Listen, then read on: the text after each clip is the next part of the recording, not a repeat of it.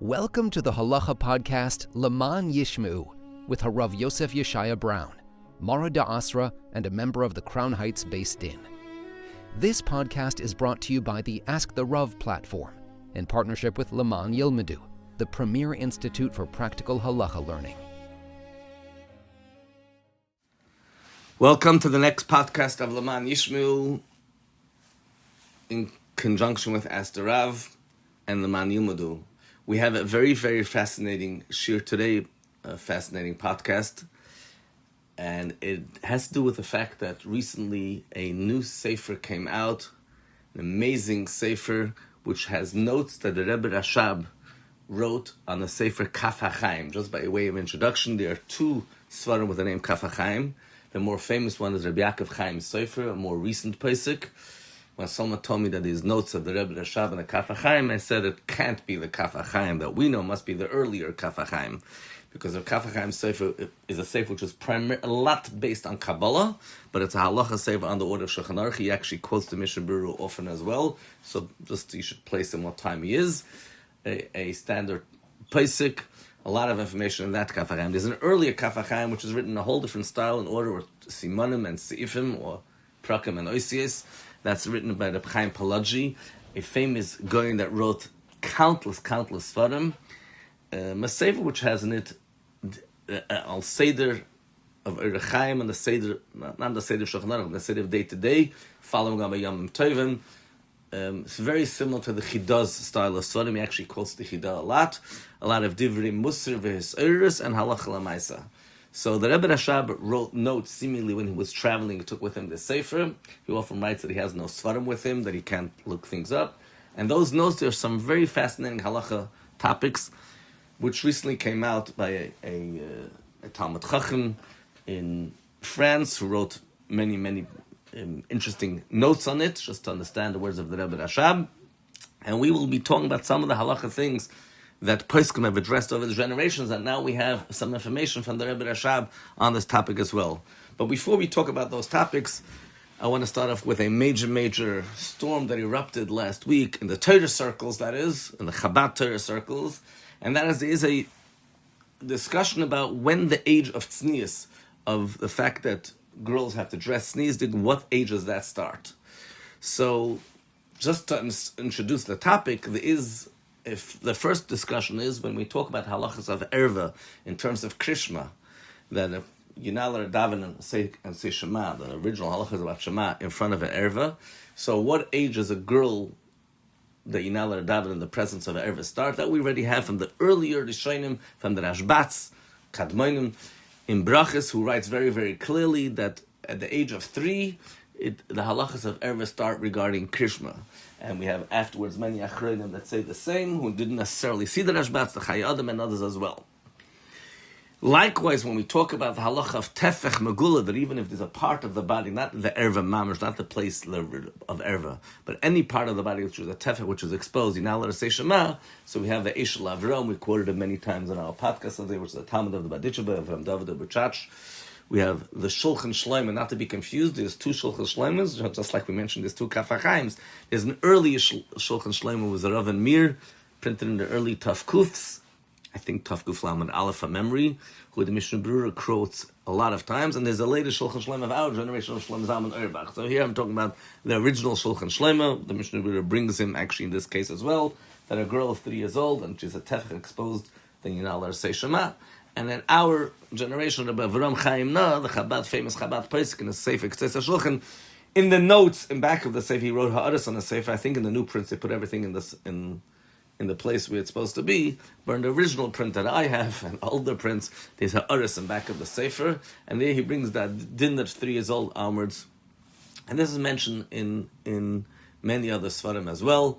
Now, here the discussion is slightly different. We're not talking about whether I'm allowed to daven, when is she supposed to start wearing tznius clothing? Now, it seems like would follow the same philosophy, because one of the reasons of wearing tznius clothing is that there shouldn't be things that are exposed that are not meant to be exposed. So a lot of poskim write specifically about tznius clothing as well. There are circles that are lenient, and they say, regarding all these halachas, that if they're young and people don't pay attention to them, ein das b'nei adam aleim machmas katnusam, people don't pay attention because they're very, very young. There's no hirshudim and any of that stuff with normal people. One does not have to be a makbid, but many poskim in the past generation, there was a Preshberger of the Das Sefer who writes that when it comes to tznius, one has to be careful putting on tznius clothing for a 3-year-old. And the Rebbe mentioned this as well. There's a Sikh and Shabbos Pashas Truma Tavshim Amalef, where the Rebbe says that Roiv HaPoskim, the wording Roiv HaPoskim implies that there is a minority that says different, but Roiv HaPoskim indicate that a girl has to be tzniusly from the age of 3. Over there, the Rebbe spoke specifically about dressing tzniusly. He spoke with, if I remember correctly, about a Tivus Hashem, having a picture of a boy and a picture of a girl. That's important to see a picture of a boy dressed appropriately with a yarmulke and tzitzis, and a picture of a girl dressed appropriately tzniusly. Keep them separate so people should understand that there's separation between boys and girls. There's another letter of the Rebbe which is often quoted, which is found in hosafos Likkutei Sichos. So just so we should understand, in the back of Likkutei Sichos there are letters of the Rebbe. When they put out the Likkutei Sichos, they try to get their hands on any letter of the Rebbe they can get. This is way before the Igros Kodesh was printed. The Rebbe allowed in Tafshin Mem Zayin in 1987, was a big chiddush. The Rebbe allowed, it wasn't so simple, that they should start printing, when they were printing the letters of all the Rabbeim, a series called Igros Kodesh, came up with the idea of printing the Rebbe's Igros Kodesh. But before that, people were relying on the fact that in the back of Likkutei Sichos, the ones that ran the Vad Lafat Sichos tried getting copies from private people, what we call hatoches, and if they just printed a letter of the Rebbe that al pi Shulchan Aruch, from the age of 3 onwards, a girl has to dress tzniusly. Now, just to point out, those words, as was indicated in a previous question on the website, quoting the Rebbe's words on Likkutei Sichos al pi Shulchan Aruch, and the Sikh and Pashas Truma al Das Reva Poskin, and there's just a comment made that this is the words al pi Shulchan Aruch from 3 years old you have to dress tzniusly is the wording of the person that wrote a question to the Rebbe, Rebbe Baumgarten. That doesn't make it any less. Doesn't make the significance of the halacha very less. Certainly, as mentioned, most poskim say that's the age of 3. Rebbe Baumgarten pointed that out. He just wrote that it's al pi Shulchan Aruch, and that was printed in Likkutei Sichos. Now, why it was printed in Likkutei Sichos, I don't know, and I'm not taking a comment about that. We could find why did they print in Likkutei Sichos the wording of the person who asked the question, not the Rebbe's words. Sometimes the Rebbe would underline the words of the shoyl as part of his answer. But here, that's not what happened in this case. And on the website, when we quoted this halacha, we wrote Likkutei Sichos that it says al pi Shulchan Aruch, and just a comment that it's a lashon of michtav hashoyl. But someone else went a step further and he wrote that Likkutei Sichos, what it says there, is inaccurate and it's mezuyif, and mezuyif is a strong word to use. Now, I don't know why they did that. It could be they didn't have the original letter, and this was relying on hearsay, which often was the case. Nowadays, it's easy to verify and check everything, and we ask people to have the ksav yad. And those days, it was much harder. There was a lot of hatakas there. Or it could be they had that the Rebbe actually edited this, and the Rebbe made some changes. There are actually some slight changes even to the wording of the shoyl over here. And that has happened sometimes when the Rebbe edited what it says in Likkutei Sichos.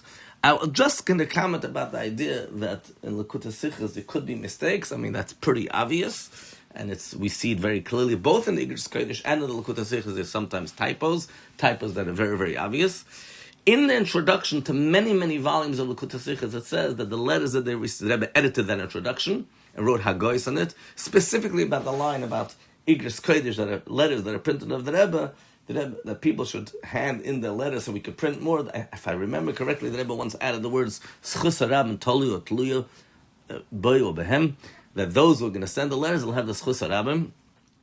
So in the lines in the introduction to Likkutei Sichos where it talks about that they have hatakas, they put in bold the word hatakas. These are copies of letters. One shouldn't rely on these letters. In many volumes of Likkutei Sichos it says min hanimna, it's impossible that it shouldn't have mistakes. Sometimes it says efshar sheyeh mem shgiyos. So in the introduction it often says there are mistakes. Again, this is not an observation whether this is a mistake or not. It's not a mistake in the halacha. It could be this was edited by the Rebbe.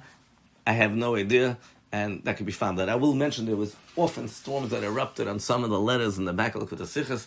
In Likkutei Sichos, there was a letter that was printed about having earrings for women. And it says in the letter that it's permissible to make earrings for women even though there's a form of injury. And it says, mutter im bigdoila, if she's an older girl. Although the original was af bigdoila, and over years many had a hard time understanding im bigdoila, meaning a little girl can have earrings. Later it was changed in Likkutei Sichos to af bigdoila, talking about im and af. There was a major issue once, which went in the Kovetz orders back and forth about this. There's a letter of the Rebbe wrote to Rabbi Yeshua Munshein Alav Shalom, which wrote a Sefer on Tanya, more about the bibliography of Tanya, where the Rebbe spoke about the Sharblat of Tanya, and the lashon over there is in the Munshain Sefer. The lashon is Sha'af Zeh Lashon Adamir Hazakim Ba'atzmai. That this is also part of the words of the Alter Rebbe Kikorev, that the Tanya is to explain Kikorev Elecha Dov Moed. And Likkutei Sichos says Sha'ach Zeh. Only this is the words of the Alter Rebbe. And this is a vikuah that's been going on for years. It's pretty clear that the lashon Sha'ach Zeh is the correct lashon, not Sha'af Zeh. Minor difference or major difference. Also, this is the words of Alter Rebbe. Only this is the words of Alter Rebbe. Now, in the Hagahos, there was a discussion that Rabbi Munshin actually went and physically changed the Sha'ach to Sha'af. And the reason he made that change for the Limud Schus, because that's the way he got the copy of the letter from the Rebbe. Whereas in Likkutei Sichos, the Rebbe actually added things to this letter and changed. So the Vadla Likkutei Sichos told us that the Rebbe changed and wrote from Sha'af to Sha'ach. And they were back and forth. There was a major discussion about it, which one is right and which one is wrong. It's clear that the Rebbe changed it, and therefore the word is supposed to be Sha'ach. And Rabbi Munshin, who saw the letter and he knew what he got originally, because sometimes there were later edits that happened later. There's a letter in Likkutei Sichos where the comma was misplaced between the word hamoitzi and hayotze, and that made people misunderstand the halach over there too. There are letters that the Rebbe wrote l'chatchila, sometimes in Yagdal Torah, and I believe there was once in Likkutei Sichos as well, a hosafos. The Rebbe added a letter and wrote the whole letter just for the Likkutei Sichos. The Rebbe once wrote a letter about Hagahos on the airplane. This was for Yagdal Torah, about marrying a Bas Kohen, where they were going to print in Yagdal Torah early yeshuva from of one of the early generations, from one of the Tzemach Tzedek's children from recollection. And the Rebbe wrote a whole new letter from scratch, his own letter, downplaying the amount of challenges that one has to encounter in order to marry a Bas Kohen. There's not that many, not to make it that much difficult. There's a letter about schar v'einish Thomas Oilam print on Likkutei Sichos one way, Igros Kodesh differently, with minor changes. And when you see a change between Likkutei Sichos and Igros Kodesh, you need to understand there's mistakes in both books. Likkutei Sichos on the one hand comes from Hatakos, they didn't have original letter, but sometimes the Rebbe would make more changes on the letter. Now,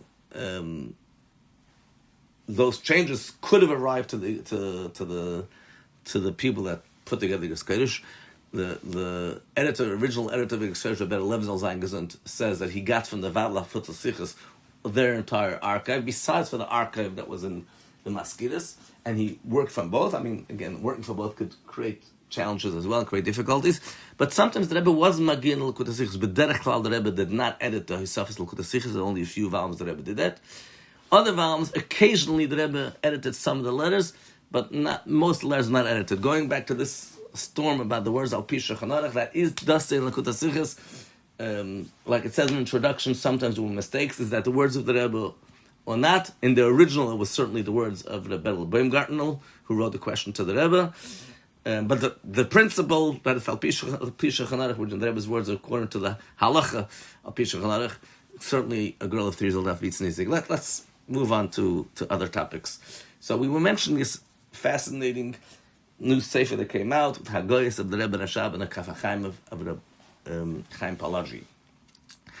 And there's some interesting things, and we'll talk about a couple of them right now. Can't go through all of them. I believe there's 62 notes that the Rebbe Rashab made over there, so we'll just mention a few of them.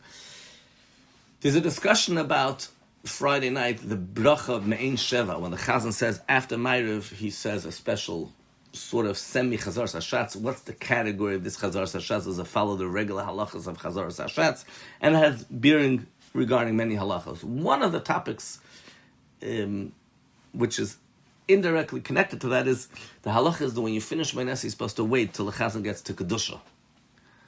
So, when there's no Kedusha, how long do you have to wait for? So, the Rebbe, when it comes to Ma'ariv, the Rebbe would derech klal wait, as far as I know, would wait. They would right away start Kaddish right away. There wasn't even a break in between. So the Rebbe finishing Shemoneh Esrei, you start Kaddish. And the Rebbe waited until approximately they got the Kaddish to Skabel. Friday night, the Rebbe waited until the Chazan said this semi-Chazar Sashatz, Me'ein Sheva. The Rebbe waited till Mogen Avis. And there's different rumors, and it could have been in Shinuyim. The Rebbe waited till after Vayechulu, until the words Kodesh Shema Vadas, until the words Mogen Avis, until they got to the words Akel HaKadosh. And even with Chazar Sashatz, you don't have to wait till Mamish till they finish Mechayim Mesim, because you want to get back to your place for Kedusha, so you could you could start a second or two earlier. The Rebbe wouldn't wait till after you finish Machayim Eis. I'm saying here also these are really subtle changes of seconds, exactly till where the Rebbe waited. I know in the Arizal's Lashon is that when the Chazan comes El Nagdishach, you go back, but it doesn't necessarily mean exactly. It means the idea you're going back for Kedusha. Now, obviously the Rebbe didn't wait. There's a halacha to wait even when there's no Kedusha. Hilich Dalad Amas, the amount of time takes 4 Amas, but the Rebbe waited much more than that. So we find that the Maril, in Minhagim Maril, it says when it came to Vihinoyim and Matzah Shabbos after Ma'ariv, he continued saying Vihinoyim in his spot. He didn't go back, but I don't know if the Chazan waited for him. It didn't wait for him. I don't know exactly what happened over there. So they talk about waiting, Poskim talk about us waiting after Shemoneh Esrei until when Kaddish starts. By the Rebbe, Kaddish started right away, and the Rebbe waited until Teskabel, or like I said, in Me'in Sheva, the Rebbe waited until somewhere by Magen Avis. Some Poskim say by Ma'ariv there's no Kaddish, just wait Kedei Hilach Dalad Amas. So the Rebbe waited more than that. So now this new Hagahos Toras Shalom of the Rebbe Rashab, he talks about this topic, and he says by Ma'ariv, when there's no Kedusha, all you have to wait is Hilach Dalad Amas. So you normally have to wait till Kedusha. Even if you daven b'Yechidus, you have to wait the amount of time that it would take for the Chazan to get to Kedusha. But by Ma'ariv, you don't have to wait that long. That's what it says there. The Rebbe, however, didn't do like that. Which brings me to another discussion on the same exact topic. And that happens very, very often. You need to wait, you go back 3 steps, you need to wait till the Chazan gets to Kedusha. What happens if you go back 3 steps and then the Chazan started Kedusha right away? So if you open the Shulchan Aruch and you look on the pages of the Sharat Shuvah quotes the Chidon and Sefer Birkei Yosef, who says that if the Chazan is getting to Kedusha, go back right away. It's very obvious why you're going back. You're going back for Kedusha. Not because there's a halacha, you're not supposed to go back right away. Kekelev shaval kiyah, it's a very negative expression. You finish diving, going right back. What's this all about? But over here, you're going back because you want to daven say Kedusha in your spot. It's very obvious why you're going back. The Chidon writes, he saw Rabbanan Kashi Shoyi, older rabbis that did so, that they went back when they finished Shemoneh Esrei, if they were Meirich B'Tfilah, and now the Chazan's already got to Kedusha right away, go back immediately. This that the Maril would say V'Hinoyim when he went back. He didn't go back to say V'Hinoyim. He didn't go back for Nefilas Apayim. That's very different. Kedusha should be said in your spot. The Chidor writes this on another Sefer of his as well, and this is brought in multiple poskim quote this Chida, including the Mishnah Berurah, the later HaChaim, the earlier HaChaim, Rebbe Chaim non Likkutei Sichos, the Magen Gebayim writes this, and without bringing the earlier poskim says this on his own. And it makes a lot of sense. First of all, Kedusha, it's the right thing to go back to your place for Kedusha. It's also obvious why you're going back, so it doesn't look like you're going back right after you finish davening. You're going back for another tefillah. There's many reasons why this is different than the Nefilas Apayim and V'Hinoyim of the Maril. Now, these poskim bring the Maril that he stayed for V'Hinoyim, and they write that Kedusha is very, very different. The only poskim that we find that says differently is the Aruch HaShulchan. The Aruch HaShulchan says, who cares? Say Kedusha. You took back 3 steps. Say there Kedusha. Why are you going against Dina the Gemara? The Gemara mentions the idea of waiting till the Chazan gets to Kedusha. So, or waiting 4 Amos. Hey, you're not even waiting your 4 Amos. You're going back right away. You went back and you're going back right away. Why are you being Mevatel Dina the Gemara? Stay in your spot. And after Kedusha, you'll go back. The Aruch HaShulchan goes against all the other poskim. He's what we call a Das Yachid. However, now we have a Ksaviat Kodesh of the Rebbe Rashab, and over there it says, if somebody is delayed, and when he went back 3 steps, the crowd is saying Kedusha, stay where you are. Yomer b'makom shapasa. It seems as though he's disagreeing with all these poskim. However, it's not very, very clear. I'll just mention just one important detail over here. The Rebbe Rashab didn't write his Hagahos on a specific spot. He didn't make a note, aleph, beis, the way it's printed, because printing, you have to do things. He just on the side, on the margin, we don't know exactly to which words he commented on. But the Chida, the Kaf HaChaim Palaji actually talks about this halacha. The Rebbe Rashab talks about the same halacha, doesn't comment that he's talking about the same exact halacha, doesn't comment that he's arguing, which he does sometimes write that he's arguing. It could be that he's actually talking about something totally different. I'm not sure. It could be that all the place can talk about, you went back, Kedusha started, go back for Kedusha. He's talking about, you went back, Kedusha has already started. What do you mean? You walk in the middle of Kedusha? How does that work? It could very well be that's a chilik. There is something, however, a lot to be said about the reason to go back for Kedusha. Although the halacha of going back is not a chiv, you could stay there till end of davening. Unless you want to do the idea of 6 steps, 3 steps back, 3 steps forward, you can do 3 steps forward afterwards. But there's a lot to be said about Kedusha both al pi Arizal and al pi Nigla, the idea of saying Kodesh in the spot where you were when you davened. There's also an idea of dafka taking 3 steps towards Kedusha. So all these poskim argue in such a case with there's an Indian to say Kedusha in your spot. There's an Indian of taking 3 steps for Kedusha. So the halacha that you have to wait, first of all, the reason why you wait till Kedusha so it should be obvious that you're going back for Kedusha. Here it's also obvious. And the reason wouldn't apply here. Whether Rebbe Rashab disagrees with that, I honestly don't know. It's hard to know the answer to that. Moving on to a few other topics, all from this Sefer. In our Siddur, we have Ashiyatzer printed in the beginning of brachas. Do you say this bracha Ashiyatzer only if a person goes to the bathroom? Or do you say it because it's part of the brachas hashach that we say every day? Even brachas hashach is a question if you only say those brachas, if you neschayev them, if you put on new clothing, you say malbish harumim, and if you put on shoes, you say shasli kal sarki. Or do you say just regularly? Tisha B'Av, Yom Kippur, our meanings, we don't say shasli kal sarki because that day nobody wears shoes. But so in Shulchan Aruch it says the minig is based on the Avud Raham and the Ramah. The minig is that today we say the bracha Ashiyatzer regardless. That's what the Avud Raham and the Ramah say. The Pais can bring the Magen Avraham, the Alter Rebbe, that Haroitzel is Talak Minas Safik, if you don't want to be part of a Safik to say Ashiyatzer in vain, so go to the bathroom first. Don't follow the minig ha'olam. Says Rebbe Braun no, Haroitzel is Talak Minas Safik means you're not mechuyev to do that. If you want to be machmer, you want to not have a doubt, go to the bathroom first. Because the minig ha'pashut is otherwise. Now, some people have argued about this topic very strongly. No, the right thing is not to say Ashiyatzer if you don't go. We should be machmer. And if you don't have to go to the bathroom, don't say Ashiyatzer. According to the Rebbe Chaim, no? Well, if you're going to be going to the bathroom before davening, you'll wait, you'll say it later. But if you, for some reason, the way your body is built in, you won't be going to the bathroom at all. So, according to the Rebbe Chaim, no? According to what he understands, the Alter Rebbe, say the bracha without going to the bathroom. Others want to say that if you're roitzel estalek manas safek and you're a machmer, you should be machmer, don't say Ashiyatzer at all. So, there was once an argument between these 2 gentlemen who happened to be brothers who argued very strongly about it. They wrote to me as well about the topic. We wrote something about it. And we wrote, indeed, that according to the meaning, that's what we should do. If a person can't go to the bathroom, he'll say Ashiyatzer without going to the bathroom. And indeed, now we have the Toras Shalom of Rebbe Chaim Palaji. Rebbe Chaim Palaji says if a person doesn't go to the bathroom, he shouldn't say Ashiyatzer. And the Rebbe Rashab writes, no, B'Shulchan Aruch Rabbeinu Zal Loy Mashma Kein and Alter Rebbe is not Mashma that we should done. We should say it. That's the minig. If somebody goes according to the minig, you should follow the minig. And according to us, that is actually indeed the halacha. Then we have this whole issue that Al Pi Kabbalah and Al Pi Arizal, whether you say all the brachas at all times, and I'm going to leave that for right now because there's another whole lengthy topic. Let's move on to another issue. Another issue that comes up a lot is with kapatas. Do kapatas need to have tzitzis? Kapatas, coats. So you have a coat, and in the back there's a split. Now, because there's a split, that means you have now 4 corners.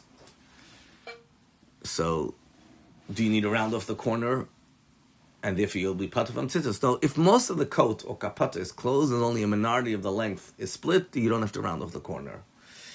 If it's mostly split, even half and half, or it looks like it's not mostly closed, then the halach needs to round off the corner because of a chashash or tzitzis. Now, how do you do this rounding? So years ago, someone was ma'oder that a lot of stores are selling kapatas that are not rounded properly. So what is rounded properly? I looked into this topic, and there's indeed a discussion. The Ishla Avram, Buchach, we quoted him earlier today, Talmud Badichver, he writes, whatever, as long as it's a tiny bit rounded, it's fine. Other poskim say no. You need to take a whole area of 3 by 3 etzbais, 2 to 4, 2 to 6 inches, and make it round. What you do is you take the kapata, put it on top of a square paper, and in the area in the square, which is 3 by 3 etzbais, you make sure that whole entire area is a round. So it's a much bigger round. Some kapata stores started improving and fixing things up to follow this position. Now we actually have, the Mishnah actually has a suffix, which way to go about this. But Rebbe Chaim Noah brings the Maral Diskin on this topic about Gimel Etzbais. Now we have the Rebbe Rashab's Hagahos, and over there the discussion happens to be about a blanket, about blankets, rounding off the blankets, which people wear at night, which is another whole discussion, which we won't go into right now. And he writes the words, V'nida de ein lezer shir kama yiyah igel. It seems like there's no measurement how much to round things off. So, although he is talking about a blanket, I don't think it's because in a blanket he's being more lenient. And in the authors, the younger man that put out the Sefer, this Talmud Chacham that put out the Sefer, he wrote, the question is if the Rebbe Rashab is only saying it about a blanket, he's being lenient, or generally he would be lenient. The implication is there's no reason to assume this doesn't apply to everything. He happens to be talking about a blanket that you round off. How often do you round off things? And then he says, it seems like there's no sheer how much nidder the enlaz ashir kam igel, and it would be safe to follow this position, which is the position of many other poskim as well, that igel koldu, any tiny bit round is good enough. Another few topics coming all from this Sefer of Reb Chaim Palaji. You have a child, someone's under bar mitzvah, unfortunately, is saying Kaddish. Or sometimes you also have someone else saying Kaddish, but sometimes it's the only child, the only person saying Kaddish. Do you need someone else? Do you need the chazan or someone to say long Kaddish with him? And does it make a difference which Kaddish? So the halach is a child could say Kaddish. The whole idea of Kaddish was instituted for Ktanim. Lo niskan el Ktanim. No one has to say Kaddish along with him. There used to be a meaning that even Kaddish, as part of davening, Ktanim would say, and poskim talk about it. Some accepted the minig, some didn't want to be mavatal the minig. Some said Kaddish Shem Choiva, the obligatory Kaddish, should not be said by Ktanim. Other people allowed even that Kaddish to be said by Ktanim. The general hachra is that the Kadeshim Shem Choiva, which are part of davening, required part of davening, we shouldn't have Ktanim saying on their own. Some people say 7 Kadeshim we should have a Gadol saying. But the general accepted position is that if there's a Kaddish which has Baruch in it, a Kaddish which is Chayva, we don't have a child saying, but any other Kaddish could be said. Now the HaChaim, both HaChaim, Sefer, HaChaim Palaji, are very, very machman al pi Arizal not to have Ktanim saying Kaddish. But now we actually have the Hagahos of the Rebbe Rashab, and he actually asks on the HaChaim, he has a tzarech this Kaddish is for Ktanim. He doesn't comment which Kaddish he's talking about. It could very well be that he's only referring to the extra Kaddish, the non-chayva ones, because the HaChaim Palaji writes, Shum Kaddish shouldn't be said by Ktanim. But that it sheds a whole new dimension to this Shakel Vataria. Going to another topic, which is addressed in the Toras Shalom, the minig of Anash is not to put our tefillin shel reish, the straps of the tefillin, in the gartel. That's the minig of Anash. That was the Rebbe's minig. The pashut reason why not to put it in the gartel. Why should you put it in the gartel? The gartel is brought putting in the gartel. If you have very long tznius will touch the ground, you put a stick in the gartel so it shouldn't touch the ground. Some people say dafki you shouldn't put it in the gartel. Once you put it in the gartel, as if you're cutting it off, so you haven't accomplished anything. There's the same discussion about tzitzis, putting tzitzis into the gartel, whether because of oir makif, we shouldn't cut down the oir makif by putting into a gartel, or because halachically, as if you cut your tzitzis. Now we put a belt on our talis cotton because we don't want it to fold. The Alter Rebbe writes that any place that's folded in the talis cotton is not part of the measurement of talis cotton. So the meaning is that we put a belt on it, a gartel, that it shouldn't fold. Not because whatever's folded is as if it's cut off. No. Because it says in the pasuk, Asher techaseh, but on the place that's folded is not covering you. So by putting a gartel, maybe that's cutting off, because whatever's in a gartel is as if it's cut off. So many people say a lot of chilukim why. First of all, arguing that it's not like as if it's cut off, which has to do with whole Gemara and Zvachim. Or there's another way how to look at this. First, let me introduce another thing. Then by talis gadol, we don't find by us the meaning people stick the talis gadol, sits us into the gartel. Tefillin and talis gadol, we don't put into the gartel. On the talis cotton, we put on the beg of the gartel. So there could be a very strong distinction over here. In a tefillin and talis gadol, you're sticking it in because you don't want it to roll down. The ritzuas, you don't want to roll to the ground. You don't want to hang. So there, that might be the idea of avnit megas guys, which is lashon of the Gemara by the Kohen Gadol's by the avnit of the big dekona, the Beis Hamikdash. This might be considered as if it's cut off. The belt on top of the talis cotton is in order that it should not fold. That's kederech levishasa. That might be very, very different. Now, going back to the Rebbe Rashab's Hagahos, He talks about a different topic altogether, that it's important to keep the tutzis in the front, and the tutzis of the back in the back. And when people stick it into their belt, they should stick it in their belt in such a way that they put the right ones in the right spot. And then he mentions there are those that b'chlal don't agree to stick their tzitzis into a belt, and they hold that it's better it should be hanging and not stuck into something. Some people say if it's stuck into a belt as if it's cut. It doesn't seem like the Rebbe Rashab was concerned. He just writes what some people say. He actually starts off saying that the right thing is make sure your back tzitzis are in the back and stick it into the belt, into the gartel in the back. V'nochin ledaktik bazeh. So he's talking about a talis gadol, it seems like, because if you look at the context, he's talking about the HaChaim Palachi is talking about a talis gadol. But it seems like he's not concerned about that. Clearly, the meaning is that we put a belt on top of the beged of the talis gadol. No, we're not worried about that.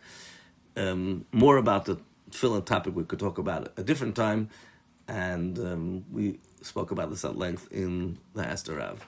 I'll mention one more final thing very, very briefly, and that is in this Sefer, Toras Shalom, Hagahos of the Rebbe Rashab, he talks about the concern of saying Ktoides Baal Peh. Ktoides, there's a problem if a person says the Ktoides. B'chlal, some people don't want to say Ktoides that often because you might miss out one of the 11 spices of Ktoides, and if you miss it out, one of them chayiv misa, and it could be a concern even when you're saying it. It might be the same exact problem. So one of the ways of dealing with that is by saying it always from a siddur, like this you'll make sure you won't skip anything. Another way is, that we saw the Rebbe doing that sometimes, is counting the Ktoides. Now, when you say Karbanos before davening, if you're not counting or not saying from a siddur, you're saying Karbanos Ktoides after davening, that concern might happen. A very, very practical application of this halacha, of the concern of skipping out the Ktoides, which is why some people have the meaning they don't say the Ktoides again, not before Mincha and not after Shachris, is on Yom Kippur. Yom Kippur, when they finish davening, and according to our meaning, towards the end of Yom Kippur, after Ne'ilah, we start saying Enkel Keni with Ktoides, and people are rushing like crazy. And in that rush, it's important to make sure they say the Ktoides properly, say it from a siddur, or at least count the Ktoides. We finish with this, and Mit Hashem, join you again next podcast. Join the global halacha learning revolution of the Laman Yilmedu Institute and bring increased brachos into your home. For details about the various learning programs, visit our website, lemanyilmedu.com. That's LEMAANYILMEDU.com.